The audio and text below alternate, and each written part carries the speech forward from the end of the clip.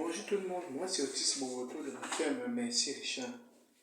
La problématique du jour est en lien avec l'une des 6 émotions dont on a parlé à la vidéo précédente. En fait, il y a quelques temps aujourd'hui, vous pouvez aller rechercher la vidéo, vous allez trouver le lien dans cette vidéo. La problématique est en lien justement avec la souffrance. En fait, pas la souffrance, comment dire, on parle ici de la tristesse. C'est ça, une des émotions de base. La dernière fois, nous avions parlé surtout de la colère. Aujourd'hui, nous allons nous pencher sur la tristesse. Oui, la tristesse. La tristesse a souvent pour effet, c'est souvent comme effet, comme conséquence de la tristesse, c'est souvent la souffrance. Et beaucoup de gens tendent à éviter absolument la souffrance. Quand on parle de l'amélioration des conditions de vie, on ne parle pas ici que les gens ne souffriraient plus du tout. Non, bien sûr que non. La souffrance continuera parce qu'il y a la tristesse et la tristesse fait partie des émotions de base. Donc ici, il est question ici déjà de comprendre, d'essayer d'effacer parce que la souffrance est comme une sorte de tabou. On a la peine à le dire, on fait par tous les moyens possibles pour éviter cette souffrance alors que la souffrance n'est pas quelque chose d'aussi péjoratif que les gens ont tendance à le penser. Non, il est normal de souffrir. Et là, je pense à la vidéo sur un jeune homme qui nous avait posé la question concernant comment pouvait-il faire pour se développer en lien avec les événements qu'il traversait.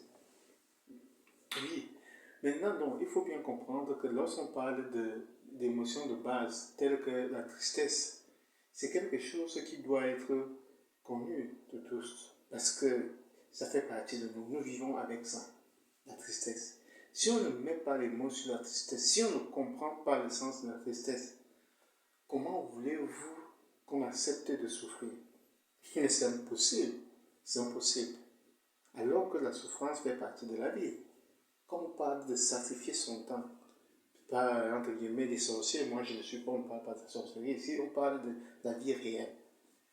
Lorsque par exemple les gens veulent épargner leur argent pour un certain nombre d'années, qu'est-ce qu'ils font? C'est qu'ils vont essayer de diminuer leurs dépenses en termes d'alimentation, en termes de nourriture, en fait d'habillement, de matériel et tout ça, pour essayer d'épargner, de mettre un peu d'argent de côté. Là, ils souffrent parce qu'ils ont un projet et ce projet-là va coûter cher. Du coup, ils sont obligés de serrer un peu la ceinture. Donc, sans faire cette étape-là, on ne peut pas développer notre projet parce qu'on n'aura pas les moyens. Donc, souffrir, ça fait partie de nous, ça fait partie de la vie. Mais il faut l'accepter. Il faut comprendre qu'il y a, quand on parle de tristesse ici, qui donne la souffrance, parce que les enfants souffrent, même les bébés souffrent. C'est pour ça qu'ils pleurent parfois. Mais le problème, c'est que il faut comprendre une chose, c'est qu'il y a ce qu'on appelle la tristesse en question, c'est une émotion de base, c'est vrai, mais la tristesse, contrairement à la colère, c'est que la tristesse se développe avec le temps, avec l'âge.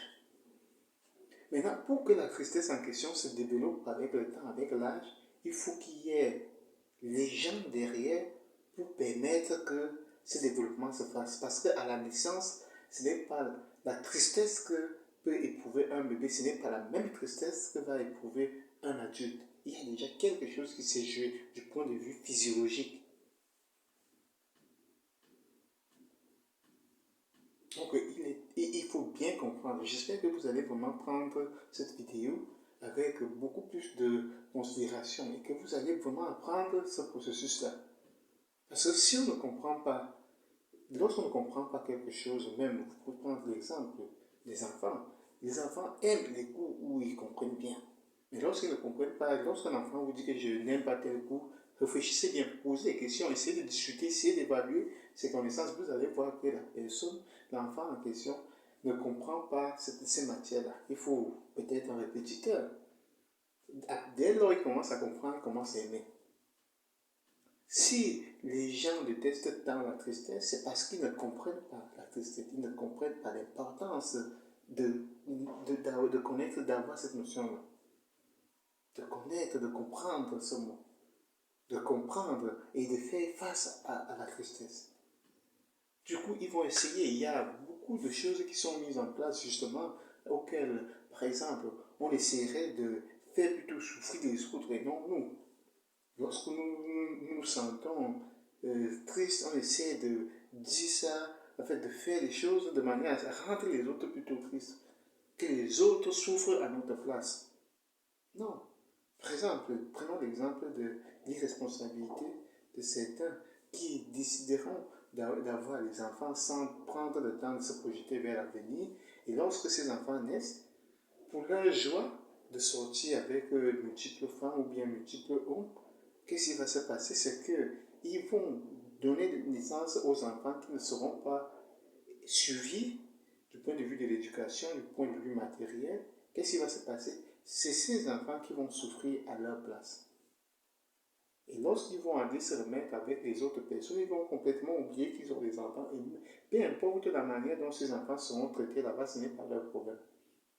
Ils doivent continuer à chercher ce plaisir-là, à fuir leurs responsabilités, à s'écarter de la souffrance. Au lieu de souffrir que non, je vais d'abord souffrir en travaillant dur pour essayer de stabiliser ma vie avant de chercher une femme. Ou bien lorsqu'il faut choisir une femme, j'essaie de choisir une femme selon les critères que j'ai pour qu'elle puisse contribuer à l'amélioration de la meilleure version de moi-même ainsi que d'elle-même pour que nous puissions aller vers l'avenir. On ne se pose pas des questions pour faire tac, tac, tac, tac, tac. Non. C'est une manière de fuir la tristesse. On se sent peut-être seul, on a peut-être des troubles affectifs. Du coup, le fait de chercher beaucoup de partenaires comme ça, là, c'est peut-être un moyen de rendre notre vie moins triste. Parce qu'on va avoir des cadeaux, on va avoir des attentions. Non, donc parfois on ne mérite même pas. Non, c'est pas comme ça. Il est temps pour tout un chacun de commencer à encaisser la tristesse, d'accepter de souffrir. La souffrance n'est pas quelque chose de péjoratif. C'est vrai que dans nos communautés, c'est tabou de parler de souffrance. Non. La souffrance construit même notre personnalité. Lorsque nous arrivions à accepter la souffrance, de souffrir, nous penchons vers la meilleure version de nous-mêmes.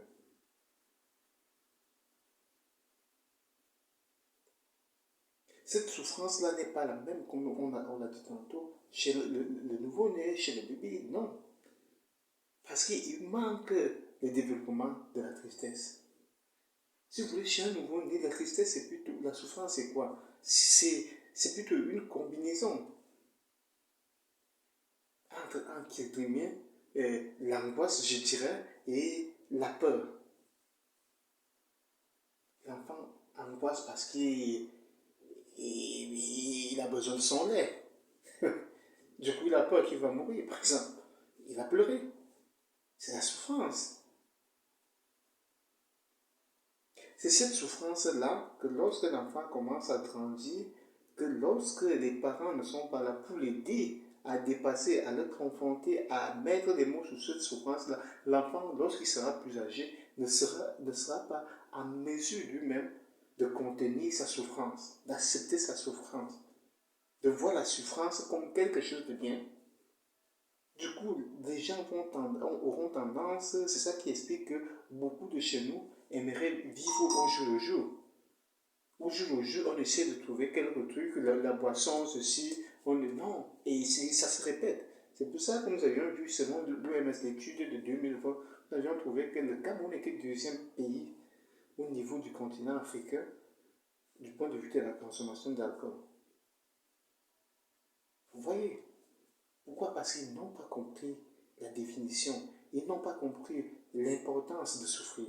Ils n'ont pas compris l'importance d'accepter la tristesse. Parce que ça fait partie de la vie. Donc, ils veulent absolument, par tous les moyens possibles, éviter la tristesse, éviter de souffrir. Alors que dès même l'instant que nous sortons du ventre de notre mère, on commence déjà à souffrir. Si nous n'acceptons donc pas cela, regardez donc les effets qui répercuteront dans notre vie plus tard. La tristesse ne devrait pas être un tabou. La souffrance ne devrait pas être un tabou. Il est normal de souffrir. Il est normal de se mettre en colère parfois. Il est normal de vivre dans la joie parfois. Ces émotions-là ne sont pas là pour nous détruire. Ces émotions-là ne devraient pas nous faire peur. Nous devons juste adopter ces émotions-là. Nous devons les accepter pour être la meilleure version de nous-mêmes, pour pencher dans l'amélioration des conditions de vie.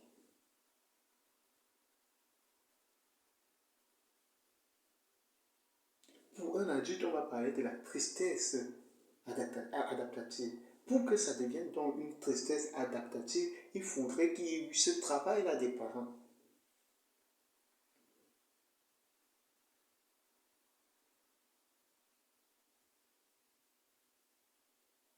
Lorsqu'un enfant tombe, comment mettre les mots sur la souffrance à l'instant?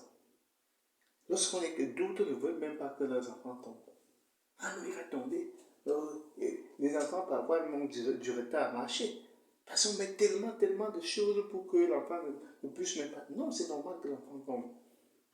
C'est normal que l'enfant ait mal. Mais maintenant, comment l'expliquer? Comment lui signifier que c'est important qu'il ait ce mal-là?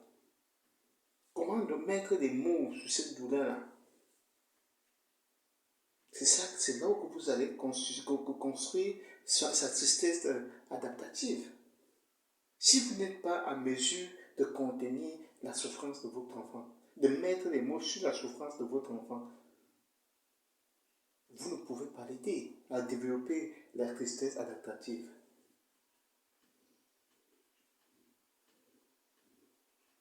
Et vous qui êtes adulte, vous n'aviez pas eu la chance justement d'avoir les parents qui vous auraient aidé dans ce sens-là. Mais que vous êtes déjà adulte, je vais vous dire aujourd'hui que c'est bien de souffrir, c'est normal de souffrir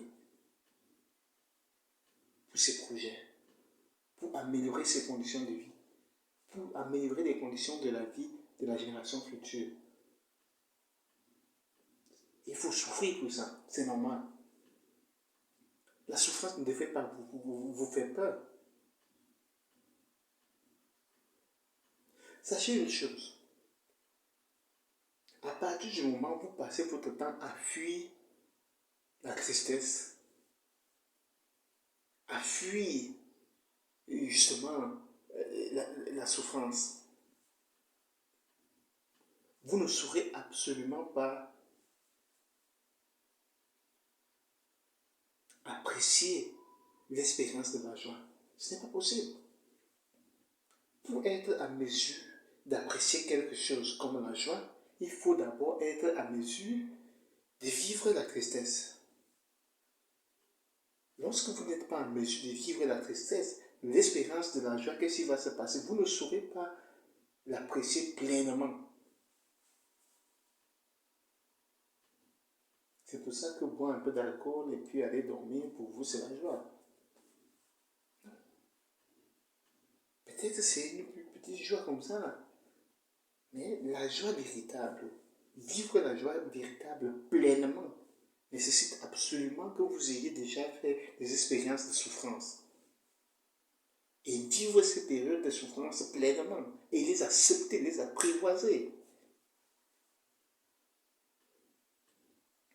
Ce n'est que par là, après, que vous pourrez justement vivre pleinement l'expérience de la joie.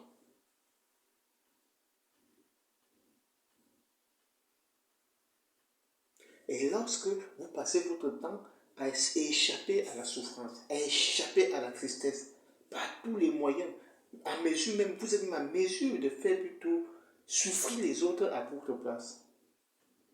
pour éviter absolument la souffrance. Vous rendez donc dans les comportements qui n'ont pas de sens.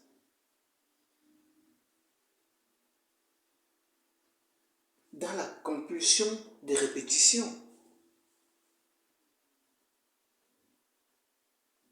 Ce n'est pas bon.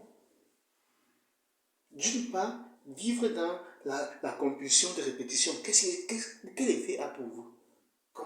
Cela a pour vous comme conséquence quoi? Vous ne pouvez donc pas déjà apprécier l'expérience de la joie pleinement.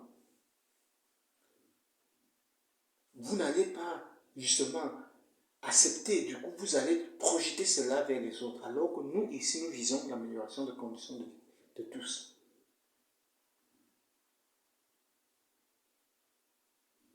D'une certaine manière, vous n'êtes pas humain. Je suis désolé de vous dire ça.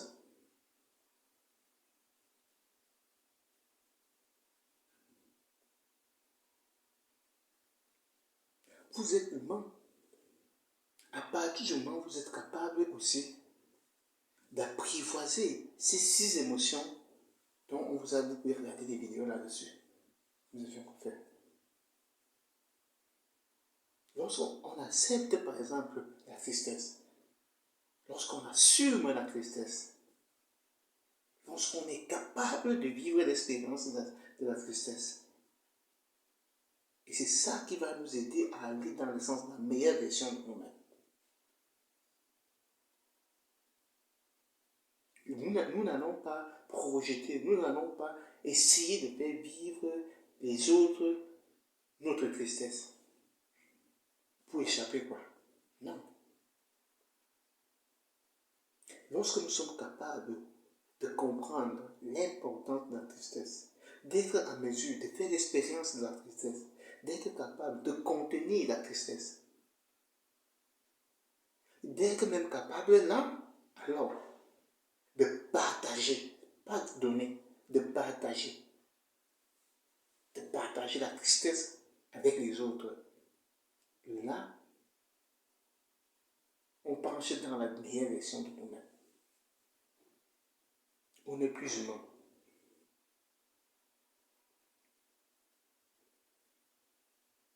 On comprend ce qu'on appelle la compassion à ce moment-là. Pour avoir la compassion, pour être humain, quand on parle d'humanité, il faut être capable de vivre l'expérience de la tristesse, l'accepter, l'apprivoiser. Et enfin, lorsque nous sommes en mesure de partager ça, on a le côté de l'humanité qui se développe en nous et on a plus la compassion à ce moment-là. C'est tout pour cette vidéo. Si jamais vous avez des questions qui vous reviennent dans ce sens-là, n'hésitez pas à nous écrire en commentaire et si possible, on en fera encore justement d'autres vidéos là-dessus. Sur ce, ciao.